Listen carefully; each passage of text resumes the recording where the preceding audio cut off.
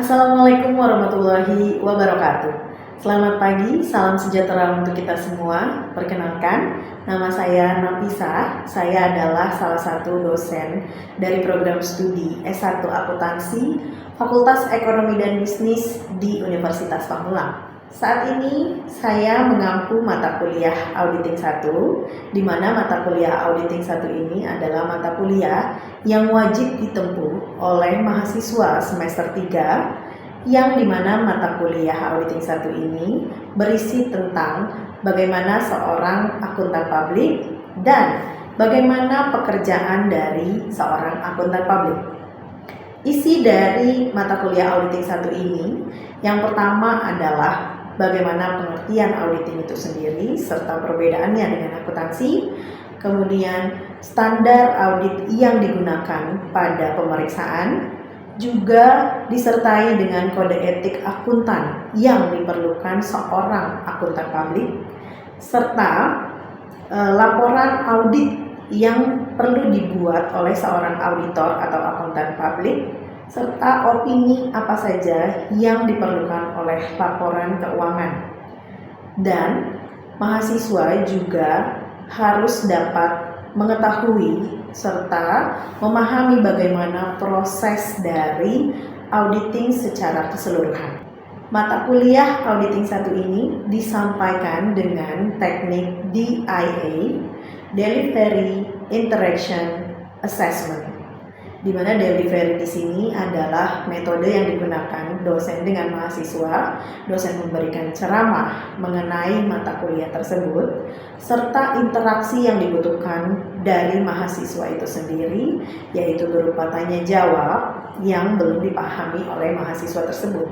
Kemudian, asesmen yang digunakan dalam mata kuliah ini yaitu evaluasi dari mahasiswa, bagaimana mahasiswa ini dapat unjuk kerja di pembuatan kertas kerja audit serta pembuatan laporan audit.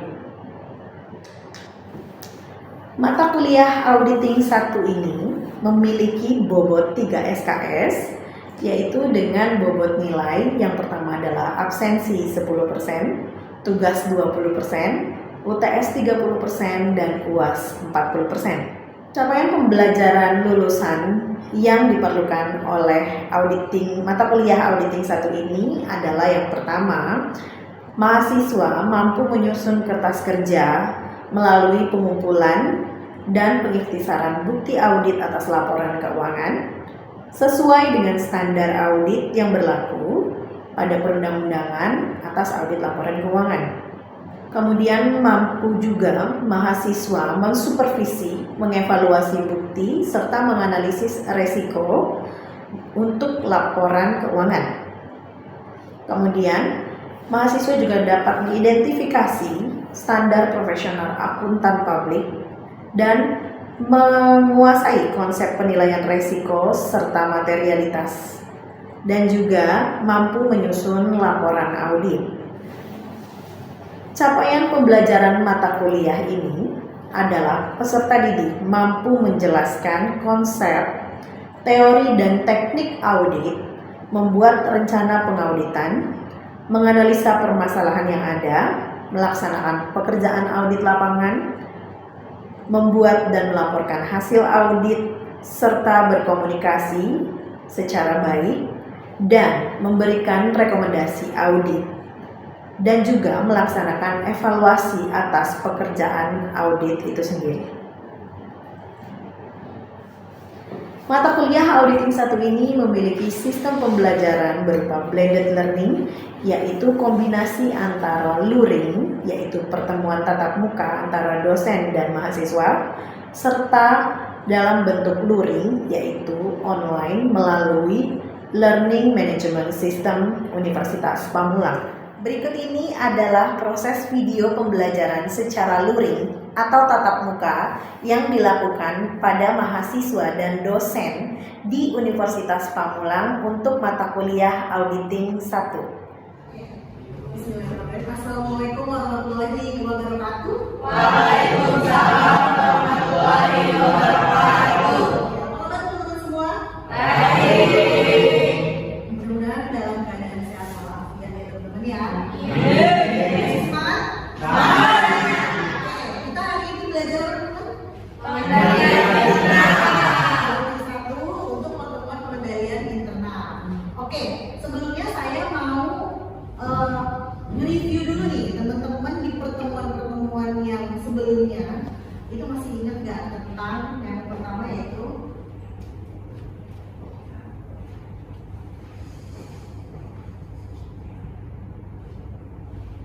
kita overview dulu. Kode etik akuntan. Apa sih kode etik akuntan kemarin? Ada berapa kode etik akuntan? Siapa yang bisa jawab? Ya, Naiman. Ada 8. Apa aja Naiman? Pertama itu tanggung jawab dan profesi. Tanggung jawab profesi. Terus yang kedua? Yang kedua itu kepentingan publik. Kepentingan publik. Yang ketiga? Yang ketiga integritas. Integritas. Yang keempat? Objektivitas. Objektivitas. Yang kelima kompetensi dan kehati-hatian. Kompetensi dan kehati-hatian. Kerahasiaan. Kerahasiaan.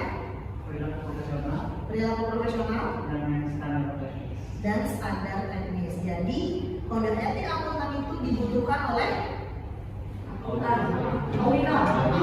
dan auditor. Auditor itu sama dengan akuntan. Oke. Nah, yang kedua nih, jawabannya benar nggak ya kita lihat? Benar ya? Benar. Oke. Nah, laporan audit nih, laporan audit independen. Ada yang masih ingat? Laporan audit independen itu ada berapa opini? 5. Oke, apa aja? Wajar tanpa pengecualian, wajar dengan paragraf jelas, Wajar tanpa pengecualian dengan bahasa penjelasan. dengan paragraf jelas, wajar dengan pengecualian, tidak wajar, tidak memberikan pendapat. Oke, bagus. Kemudian, benar ya jawabannya ya? Nah, ada pertanyaan sebelum kita mulai pengendalian internal? Ada pertanyaan? Kriteria untuk mendapatkan opini pendapat wajar tanpa pengecualian dengan bahasa jelas, Bu. Kalau untuk kriteria dari kan sebelumnya sudah dibahas juga mengenai pendapat wajar tanpa pengecualian dengan bahasa penjelas, itu kriterianya kayak gimana sih Bu? Dia semua sesuai dengan PSAK. Namun ada beberapa materialitas yang sedikit di atas. Jadi semuanya sudah oke, sesuai dengan standar. Namun ada beberapa temuan-temuan yang di atas materialitas tersebut. Jadi auditor harus memberikan opini wajar tanpa pengecualian dengan bahasa penjelas. Atau bisa juga ada banyak alasan yang kemarin sudah kita bahas juga mengenai alasan-alasan ini. Yang selain itu ya, selain itu adalah bisa juga kalau misalkan dia ternyata nih perusahaannya mungkin dalam kondisi kebangkrutan, belum bangkrut tapi OTW gitu misalkan, kayak gitu. Itu yang masuk ke dalam bahasa penjelas. Makanya nanti pada saat kita mengaudit itu kalau misalkan ternyata rasio keuangannya belum mencukupi dan lain sebagainya, itu kita harus teliti sekali untuk opini audit. Cukup ya? Bisa kita lanjut untuk pembahasan hari ini? Ya. Lanjut untuk apa itu pengendalian internal? Pengendalian internal itu adalah pengendalian atau pengawasan yang sedang dilakukan oleh manajemen. Siapa sih manajemen di sini? Siapa manajemen? Manajemen itu siapa? Direksi. Kemudian siapa yang menyuruh direksi? Dewan komisaris.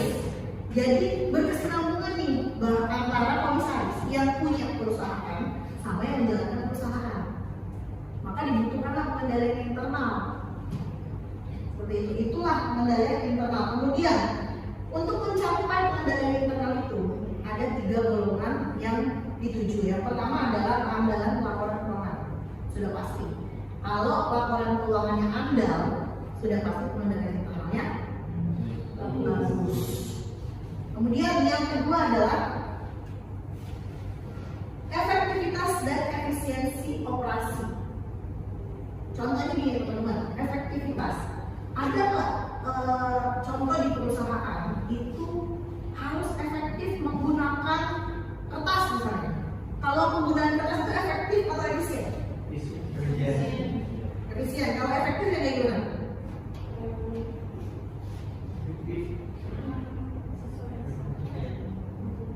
Efektif kayak gimana? Pekerjaan. Apa pekerjaan? Contohnya gimana? Ya. Kalau efektif itu kita mengerjakan sesuatu itu tepat waktu itu. Tepat waktu. Ya. Terus Tidak ada sesuatu yang kita gunakan itu dengan berlebih gitu. dengan berlebih atau terbuang-buang. Misalkan seharusnya finance itu di perusahaan A, itu cuma harusnya cuma 1 orang. Tapi di perusahaan tersebut ada 2 atau 3, kan tidak efektif. Tidak efektif bagi ekonomisnya si perusahaan dan ngebuang-buang waktu berapa. Gitu ya.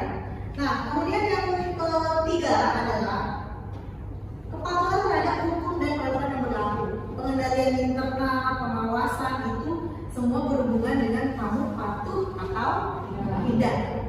Baik standar yang kamu buat sendiri atau standar umum yang berlaku di Indonesia. Dia dinilai nih, patuh nggak sih perusahaan ini sama peraturan yang kamu buat sendiri dan kebijakan-kebijakan yang ada di Indonesia. Gitu ya. Kemudian selanjutnya, nah pengendalian internal itu ada 5 komponen. Komponen yang pertama adalah lingkungan pengendalian, yang kedua adalah perhitungan resiko, yang ketiga adalah aktivitas pengendalian, yang keempat adalah informasi dan komunikasi, yang kelima adalah pemantauan atau monitoring. Nah, masing-masing di lingkungan pengendalian, contohnya kayak gimana ya teman-teman? Ada yang tahu nggak? Lingkungan pengendalian merupakan landasan bagi komponen-komponen lainnya dengan menciptakan disiplin dan sistem. Gimana perusahaan membangun kedisiplinan? Gimana caranya? Membuat peraturan. Jadi komponen pertama itu adalah peraturan. Peraturan yang ada di perusahaan itu kita harus nilai sebagai auditor. Ada apa enggak di peraturannya? Peraturannya sesuai nggak? Oh ada, tapi peraturannya cuma sekedar peraturan, belum lengkap. Maka harus dilengkapi. Nah itu masuk ke lingkungan pengendaliannya. Kemudian yang kedua adalah perhitungan resiko. Perhitungan resiko itu kayak gimana sih? Perhitungan resiko itu adalah di dalam perusahaan itu, misalkan perusahaan dagang. Perusahaan dagang sama perusahaan jasa resikonya sama apa beda? Beda. Perusahaan dagang, resiko yang mungkin akan terjadi di perusahaan dagang apa? Expired, tidak laku, terus kehilangan barang atau produk. Tapi kalau jasa apa resikonya? Sama seperti kita nih nanti sebagai auditor nih, apa? Resikonya apa? Oke, bisa tidak dibayar. Tidak dibayar karena apa? Jasanya tidak memuaskan, service excellent. Kan jasa berarti harus sesuai dengan kemauan dan ketentuan yang sudah ditetapkan bersama. Kalau jasa kan begitu. Kalau jasa awalnya adalah dealnya misalkan sebagai auditor contohnya. Kalau misalkan dari awal perjanjiannya adalah pemeriksaan itu selama 1 bulan, ya maka tidak boleh lebih dari 1 bulan, harus sudah selesai. Resikonya berbeda. Kemudian yang ketiga adalah aktivitas pengendaliannya. Terus kalian sebagai di perusahaan, kalian sudah melakukan aktivitas apa sih buat pengendalian? Maka dibutuhkan kan tadi yang sudah diciptakan tuh yang nomor 1, peraturan. Nah, peraturannya dijalani enggak? Dengan cara apa mereka menjalaninya? Ada yang tahu contohnya? Fingerprint. Maksudnya bagaimana? Tadi peraturan biar disiplin. Biar disiplin. Ada lagi mungkin yang lain?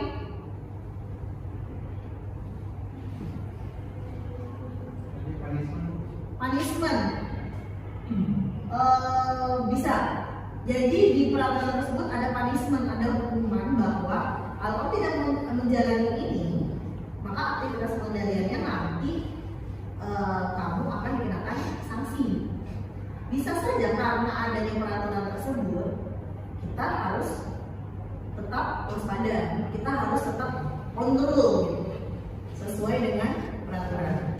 Kemudian yang keempat, informasi dan komunikasi. Maksudnya gimana nih teman-teman? Menyangkut pemahaman tentang peran tanggung jawab masing-masing individu. Informasi yang kita berikan, yang perusahaan berikan, yang kita berikan itu harus informatif. Kadang informasi ya udah, yang penting ada laporan keuangan, isinya mau kayak gimana juga, yang penting ada, kan ada yang gitu ya. Nah itu berarti pengendaliannya juga tidak baik, belum baik. Jadi informasi yang disajikan harus informatif, lalu dikomunikasikan. Informasi itu harus dikomunikasikan. Kalau informasi tidak dikomunikasikan, maka informasinya tidak baik, tidak kompeten, tidak informatif, tidak tepat sasaran. Kamu menginformasikan informasi laporan keuangan bukan kepada pengguna laporan keuangan, tidak cocok. Dari komponen pengendalian internal ini, itu ada komponen yang terakhir, yaitu adalah pemantauan dan monitoring, di mana pengendalian internal itu kalau tidak dipantau maka akan sama saja. Siapa kira-kira yang memantau pengendalian internal di suatu perusahaan? Auditor internal. Jadi auditor itu ada internal dan eksternal seperti yang sudah dijelaskan pada pertemuan sebelumnya. Jadi pengendalian internal itu dilakukan oleh auditor internal. Namun, auditor eksternal juga perlu memantau adanya pengendalian internal. Untuk apa sih? Nah, kita lihat. Hubungan pengendalian dengan ruang lingkup pemeriksaan. Kenapa bisa begitu, Bu? Jadi jika hasil pemahaman atau evaluasi pengendalian internalnya itu baik, pengendalian yang baik, maka skop pemeriksaan itu adalah sampel pemeriksaan yang akan kita periksa itu banyak atau tidak? Kalau misalnya banyak atau tidak? Tidak. Sedikit. Kenapa sedikit? Karena pengendalian internal sudah bagus. Karena pengendalian internalnya sudah bagus. Sebaliknya, jika pengendalian internalnya buruk atau kurang, maka skopnya harus kita perluas. Pasti kalau misalnya pengendalian internalnya kurang baik, pasti akan banyak kecacatan atau salah sajian yang mungkin dilakukan sama karyawan-karyawan atau sama yang manajemen seperti itu. Kemudian apa aja sih contohnya cara memperluasnya? Misalkan contoh konfirmasi piutang. Apa itu konfirmasi piutang? Konfirmasi kepada pihak ketiga. Konfirmasi kepada pihak ketiga. Kalau piutang itu berarti ke klien. Kalau supplier itu konfirmasi apa? Bukan.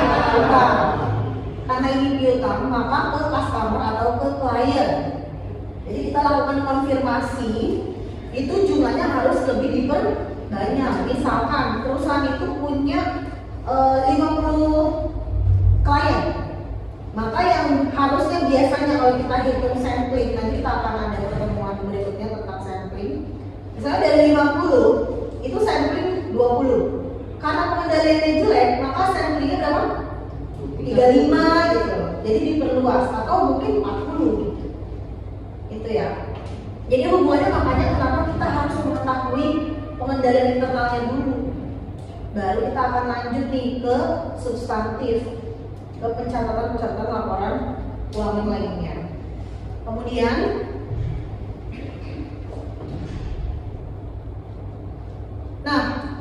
Bu, bagaimana sih cara mengukur pengendalian internal? Pasti kan teman-teman bertanya-tanya gitu.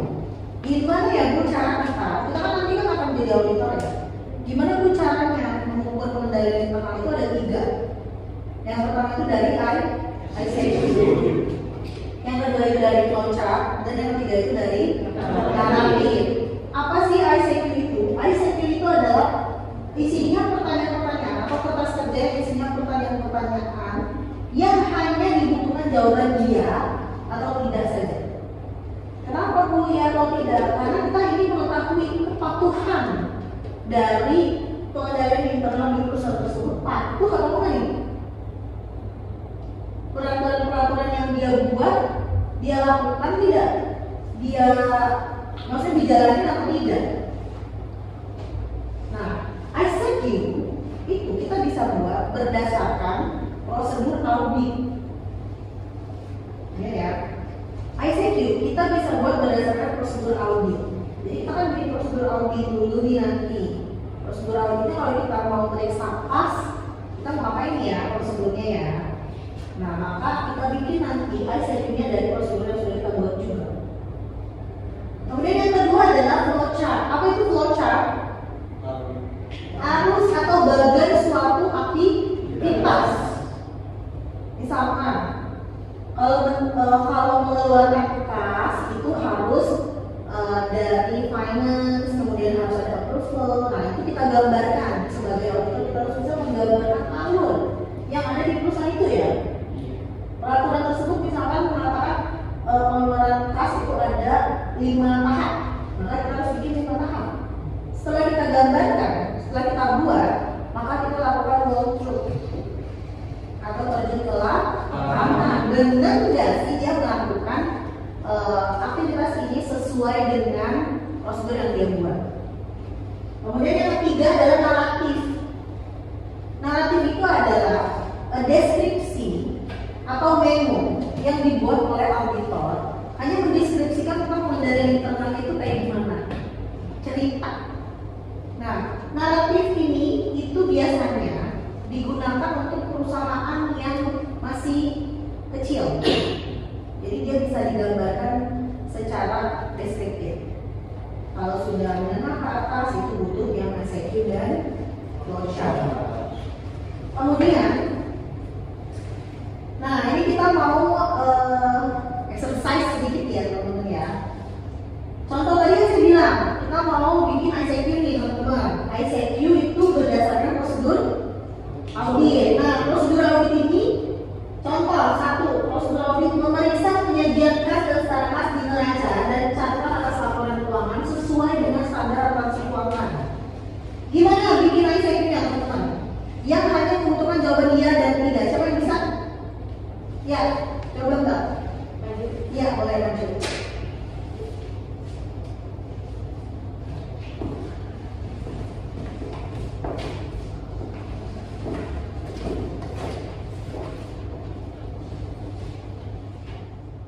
Oke, apakah penyajian kas dan setara kas di neraca dan CALK sesuai dengan standar akuntansi keuangan di Indonesia?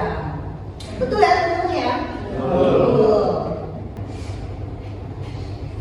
Oke. Nah, terus saya ada prosedur lagi nih, satu lagi. Adanya pemisahan tugas dan tanggung jawab yang menerima dan mengeluarkan kas dengan melakukan pencatatan, memberikan otorisasi atas pengeluaran dan penerimaan kas. Nah, kita sebagai auditor harus adanya pemisahan tugas katanya gitu ya.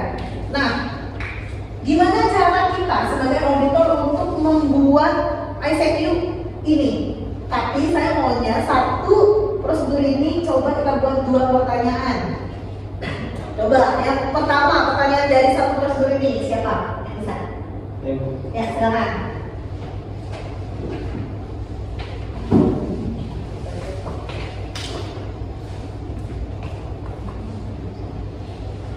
Apakah adanya pemisahan tugas dan tanggung jawab antara yang menerima dan mengeluarkan kas? Oke, betul. Nah, satu lagi apa? Ada nggak yang bisa? Ya, silakan. Ini Jul.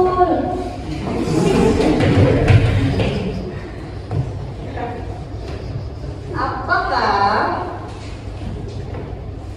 yang mencatat dan yang memberikan otorisasi pengeluaran dan penerimaan kas Dilakukan oleh orang yang berbeda.